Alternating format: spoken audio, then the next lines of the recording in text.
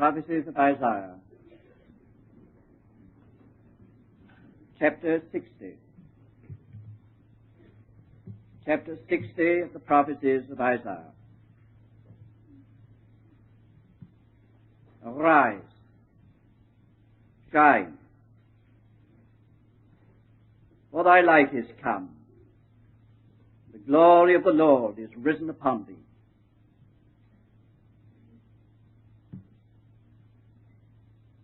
Behold, darkness shall cover the earth, and gross darkness the peoples. But the Lord will arise upon thee, and his glory shall be seen upon thee. And nations shall come to thy light, and kings to the brightness of thy shining. Lift up thine eyes round about, and see. They all gather themselves together, they come to thee. Thy son shall come from far, and thy daughters shall be carried in thy arms. Then shalt thou see and be radiant. Thy heart shall thrill and be enlarged, because the abundance of the sea shall be turned unto thee. The wealth of the nations shall come unto thee.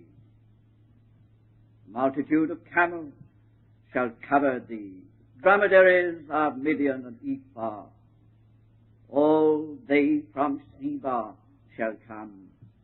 They shall bring gold and frankincense, and shall proclaim the praises of the Lord.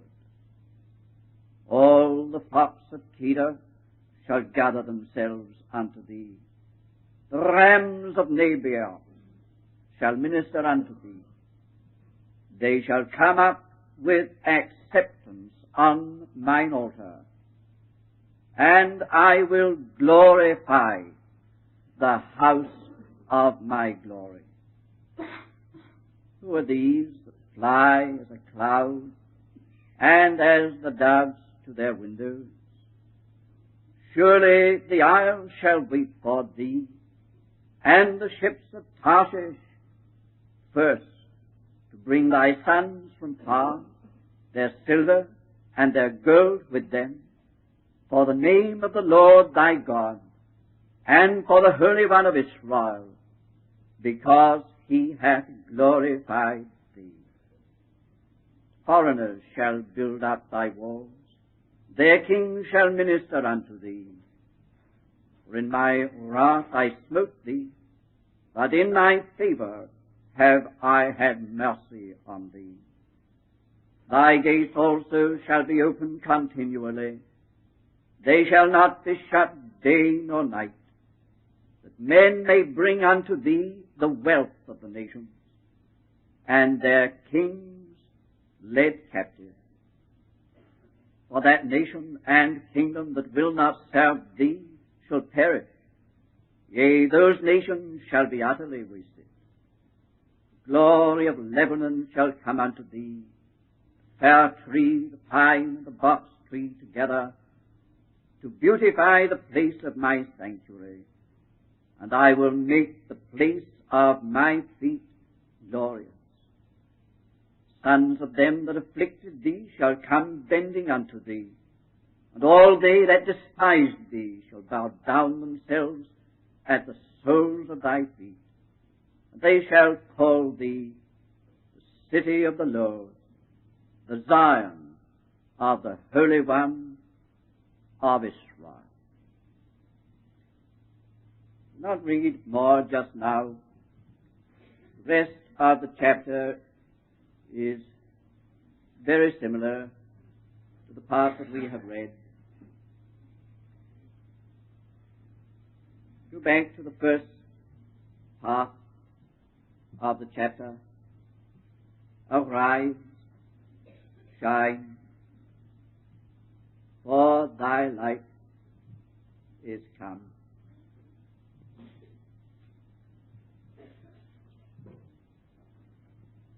We are all familiar with the fact that there is usually a twofold interpretation of Old Testament scriptures. There is the historical and there is the spiritual. That, on the one hand, which is after the flesh, and that, on the other hand, that is after the Spirit. Very largely, it is that which relates to Israel, naturally, and on the other hand, that which relates to the church, as seen through and beyond what relates to Israel. That which relates to Christ. This, of course, is very apparent in the prophets. We haven't the time to give instances of it, but there are so many, and it is perfectly clear. And sometimes you do not know whether the prophet is speaking about himself or Israel, or whether he is speaking about Christ. You know that that very problem arose with the Ethiopian in the chariot in the desert, whom Philip joined. Of whom speaketh the prophet? Of himself or of some other? Many have thought that Isaiah 53 relates to Israel. Perfectly clear that while there might be a measure of truth in that, that is not the whole truth by any means. But here is the fact. There are always two interpretations. And what is true in other parts is very true here in the chapter from which we have read. It is an example of that fact.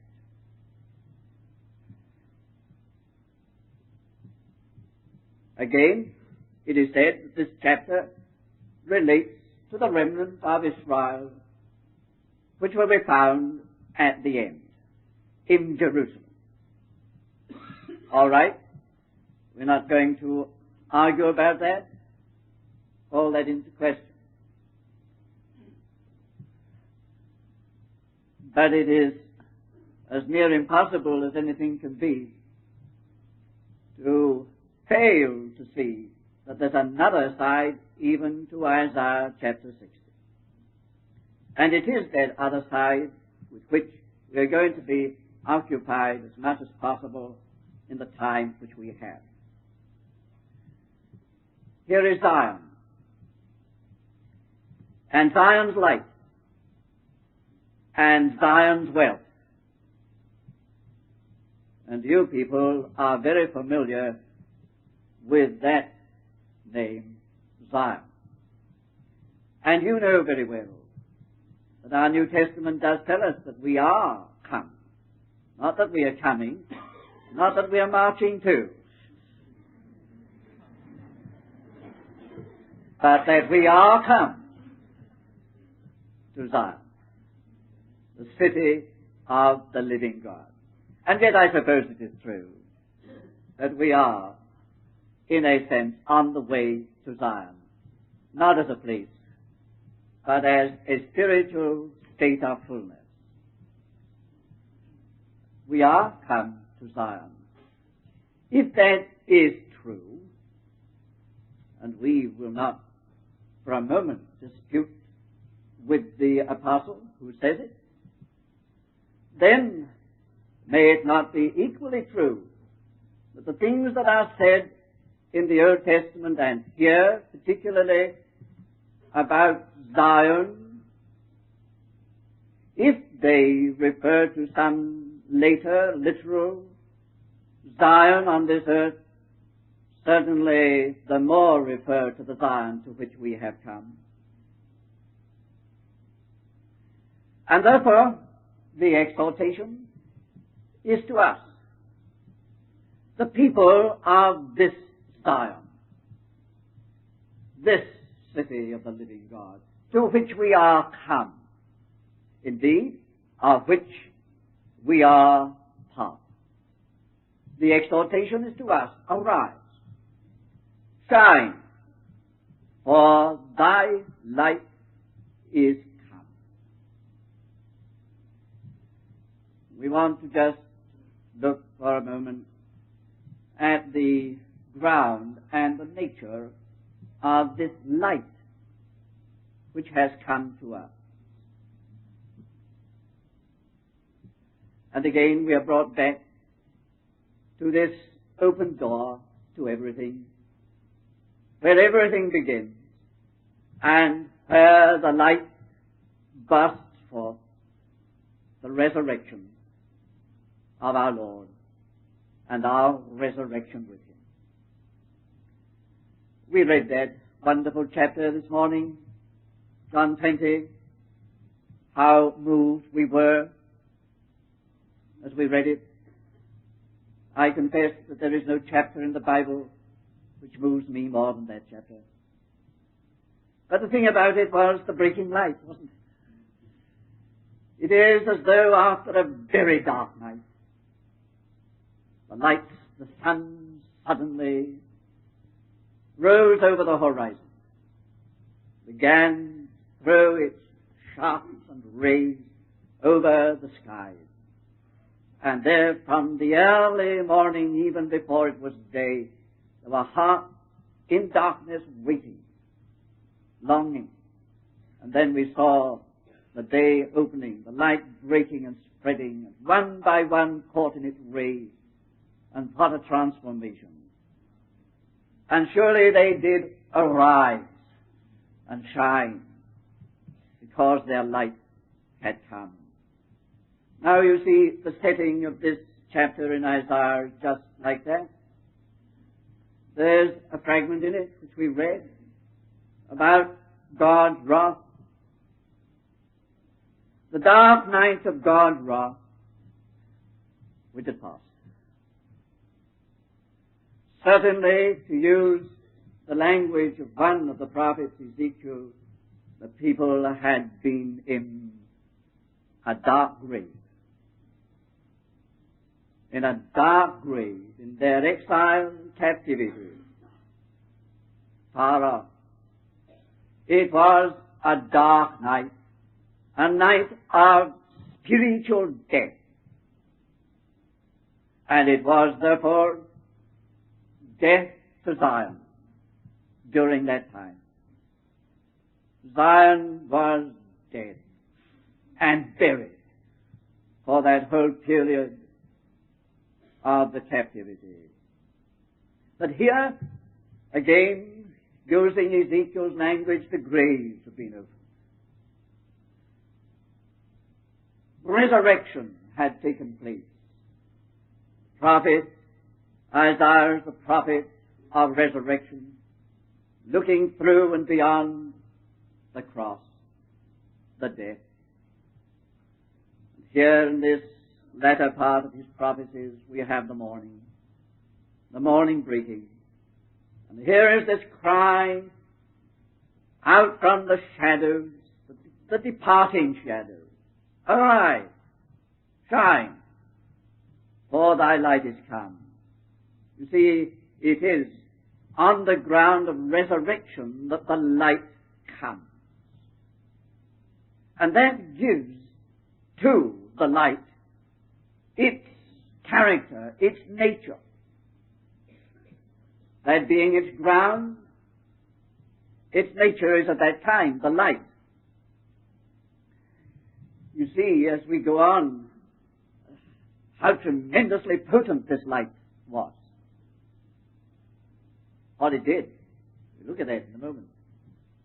But here is light that is not just a kind of mental grasp of things. It is certainly not the light of collected truth, of studied matter, of the intellect even in the things of God. It's a different kind of light from that. I do want to press this. It's not just a statement of things. Dear friends, light, if it is to be as effective as the light in this chapter was shown to be, has got to be of this kind.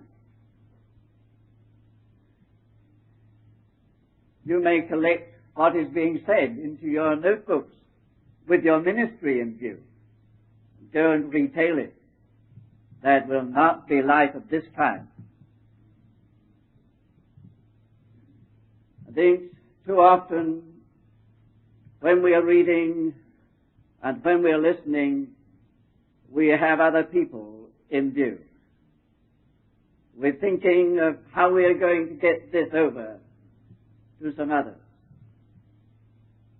And thereby we are more concerned for ministry and work and having material to give to others than we are for this fundamental thing, Christ-likeness. Because all real light springs from the realities of Christ as born in our own experience. And this light, quite clearly in the case of Israel or the remnant, and certainly even more so in the case of the church, is the light that springs out of a deep experience by which and through which resurrection was the only answer. God had not done what he said he would do for the remnant. He said, "O my people, I will open your graves and will bring you out and will plant you in the land." The Lord hadn't opened their graves and brought them out. This part of the prophecy would never have been written because there would be nothing to write about. It would never have been possible on any ground to say, "Thy light has come." The meaning of this is, thy light has come because you've been in the dark and you've been delivered. Because you've been in death and have come to know the power of resurrection. And therefore the very nature of light, which is light indeed, light after this order, light which is to have this effect, the very nature of this light is that it is born out of an experience of resurrection, or out of continuous experiences of resurrection. One thing we have been trying to say in this conference all the way through is just that one thing, that we have got through the necessitated exercise of faith again and again to reach the ultimate thing of faith. And the ultimate, the final, the last thing of faith is resurrection. When the letter to the Hebrews in the 11th chapter is recounting the faith and the faith activity of those of old and deals with Abraham, the last stage in Abraham's faith is when he received Isaac back as from the dead. And that is always the ultimate point to be reached by faith. This is not faith in the doctrine of the resurrection of Jesus Christ, and not faith in the historic fact of the resurrection of Jesus Christ. It is faith in the resurrection of Christ as a present active power. The resurrection of Christ has got to be brought up to date. It has got to be remembered once a year at Easter. This is no merely sentimental or traditional thing. It's got to be something for every day of our life. Every new morning has got to be a new occasion for our proving the power of His resurrection. Has to be so. And if that is to be so, then there will be a necessity for it. And the Lord will keep us on the ground of a necessity for knowing resurrection power and resurrection life. And let me say, dear friends, that if you are in any way engaged in ministry for the work of the Lord, your ministry, no matter how much you study, how much you read up the subject matter, how diligent you are in your research, it will count for nothing if there is not behind it an experience of resurrection,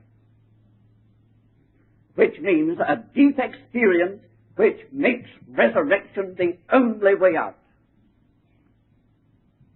God hasn't any place for mere mechanical teachers and preachers, reproducers of matters second-hand.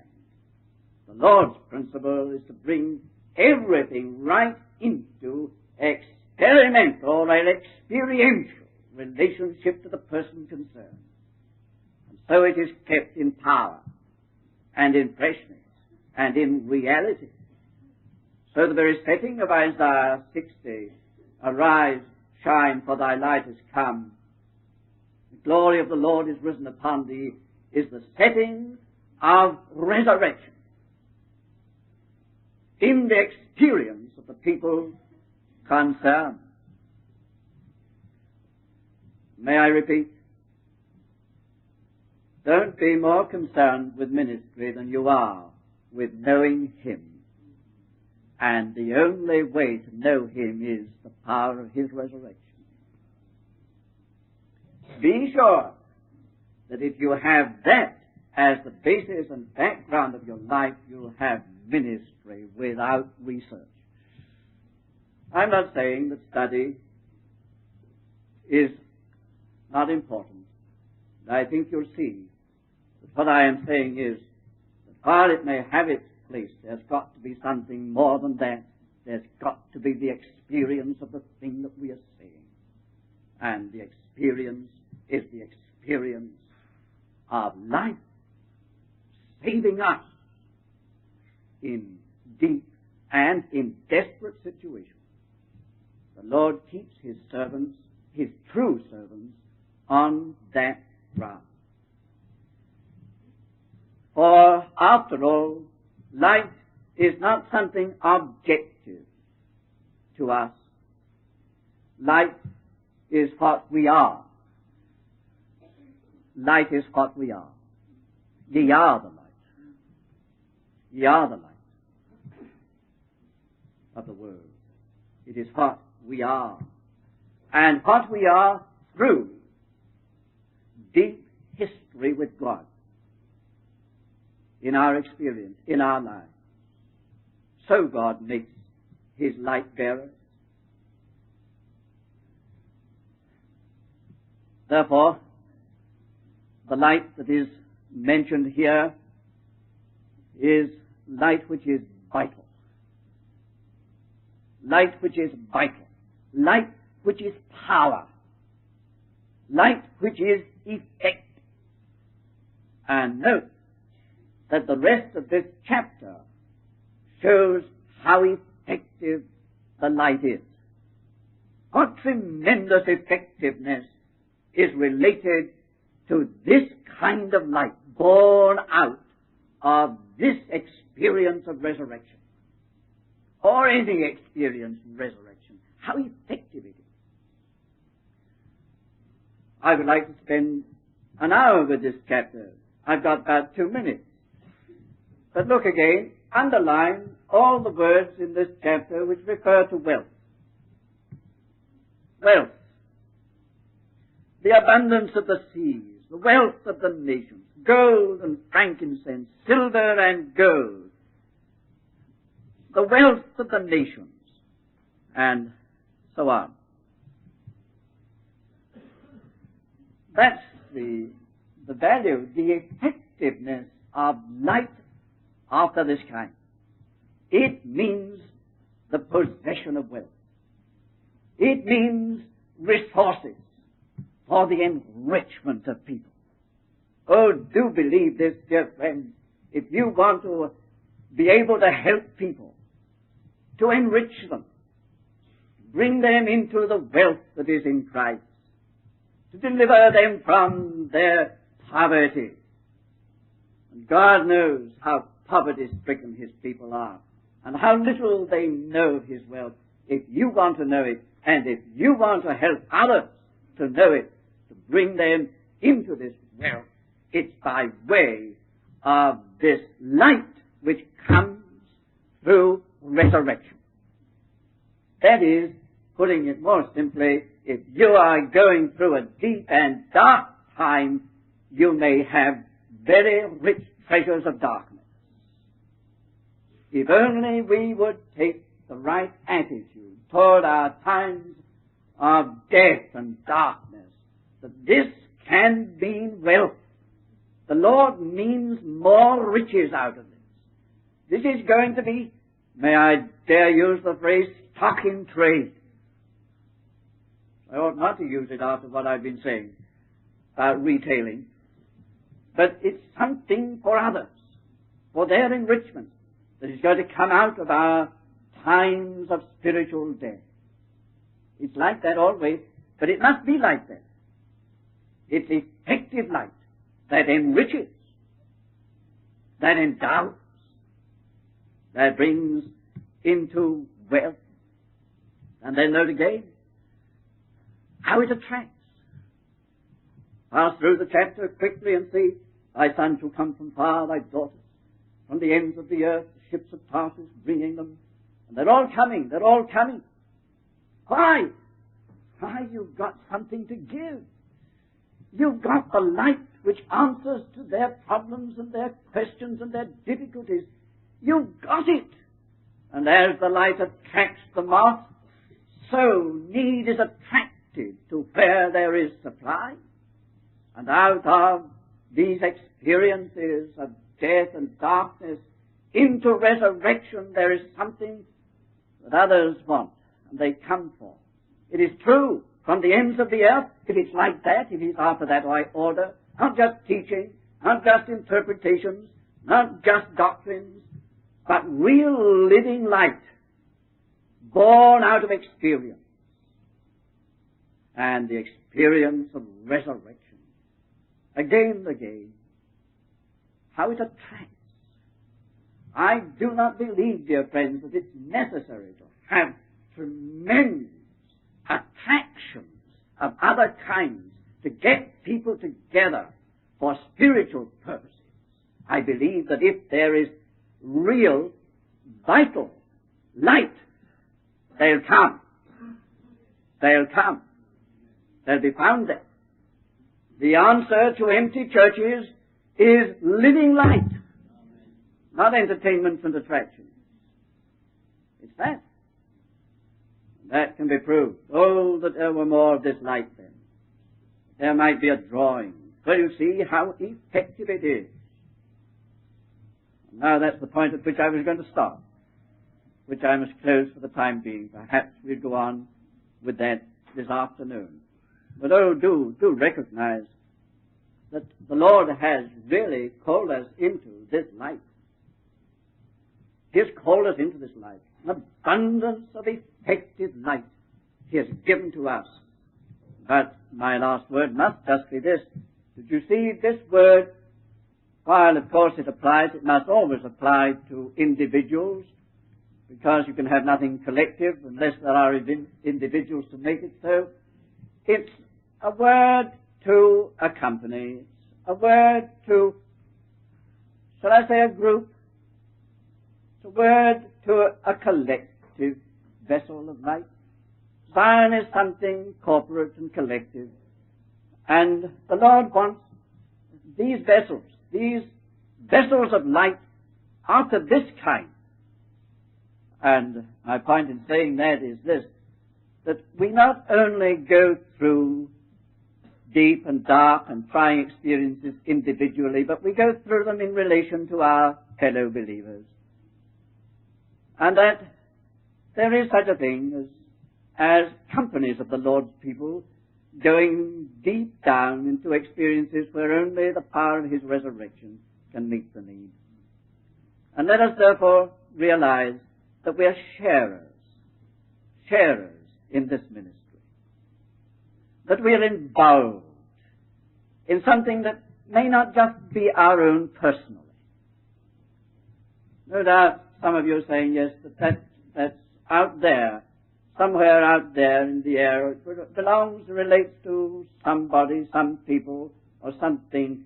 I'm just nothing, I don't signify, and all that doesn't apply to me, but it does in a related way. You're a part of that body of Christ, which is to be the expression of His risen life.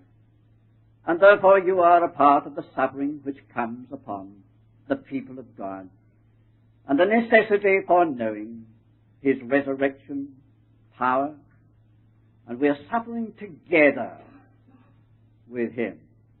Just remember that together is not only we are suffering with Christ, we are suffering together with Christ. It's our collective or corporate suffering with Christ. And the reigning is to be collective and corporate. Suffering together, we reign together with Him. It's the church that is in view. So, what might never come to us individually and personally comes to us by reason of our relationship with something much bigger that the Lord wants to use. We become involved in something that is not, after all, our own personal responsibility. The Lord is after a vessel, and we're a part of the vessel. A part of the vessel. And we, in a related way, have got to know this power of His resurrection, that the light might shine. We must leave it there for the time being.